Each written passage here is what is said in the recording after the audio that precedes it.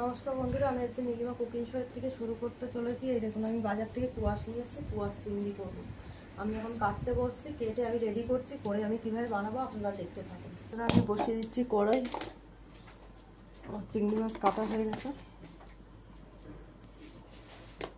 ভাজা বসিয়ে দেবো। দিয়ে দিলাম কড়াইতে তেল,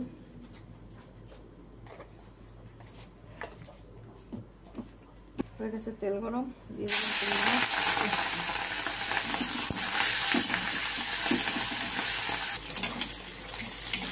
আমার চিংড়ি মাছ ভাজা হয়ে গেছে, এবার আমি বসিয়ে দেবো কুয়াশের তরকারিটা। আমি আরেকটু তেল দিয়ে দিলাম বন্ধুরা, তেলটা দেখালাম না, তেল অল্প করে দিয়ে দিয়েছি। এই যে এই পরিমাণটা, এই যে তেল আমি দিয়ে দিচ্ছি দুটো তেজপাতা, দিয়ে দেবো গোটা জিরা ফোড়ন,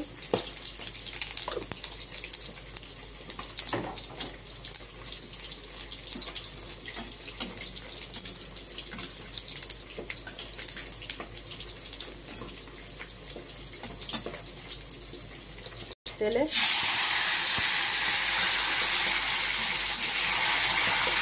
দিয়ে দেবো পেঁয়াজ বাটাটা, 3টে পেঁয়াজ আছে বাটা,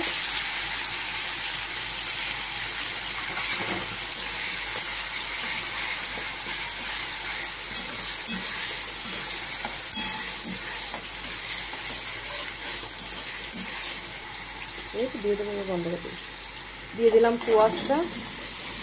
এবার দিয়ে দেবো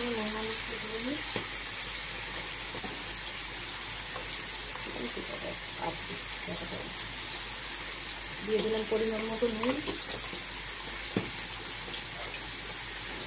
দিয়ে দেবো 2 চামচ ধনে জিরের গুঁড়ো,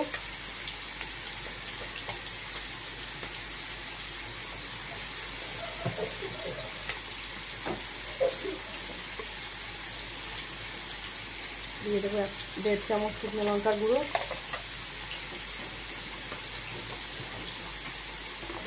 দিয়ে দেবো পরিমাণ মতন হলুদ গুঁড়ো।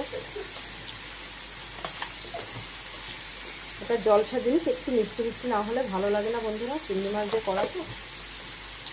এবার আমি এটা কষতে থাকবো, কষা হয়ে যাবে, তারপরে আমি অল্প জল দিয়ে ঢাকা দিয়ে দেবো।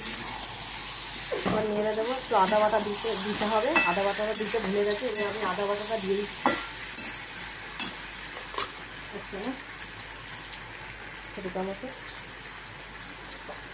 আদা বাটাটা দিয়ে দিলাম, হয়ে গেল। এবার এটা দিয়ে ভালো করে কষা হবে, কষা হয়ে গেলে মাথা মাথা চিংড়ি মাছ আর ঝোলটা দিয়ে দেবো।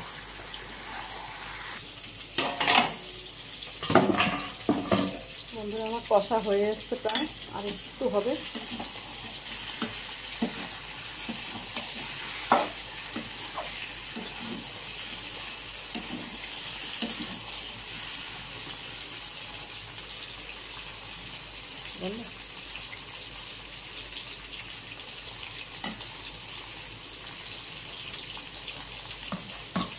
দিয়ে দিচ্ছি চিংড়ি মাছটা,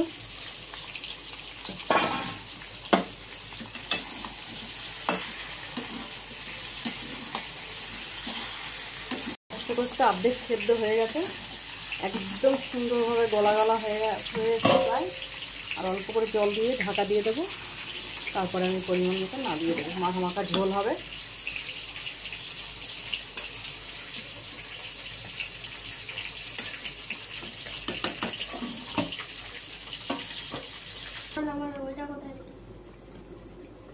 বন্ধুরা এবার আমি আলাদা করে দেখছি, আমার তরকারি নাবানো মতন হয়ে গেছে,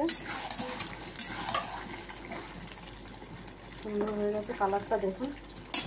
আমি এবার বন্ধ করে নামিয়ে দিচ্ছি।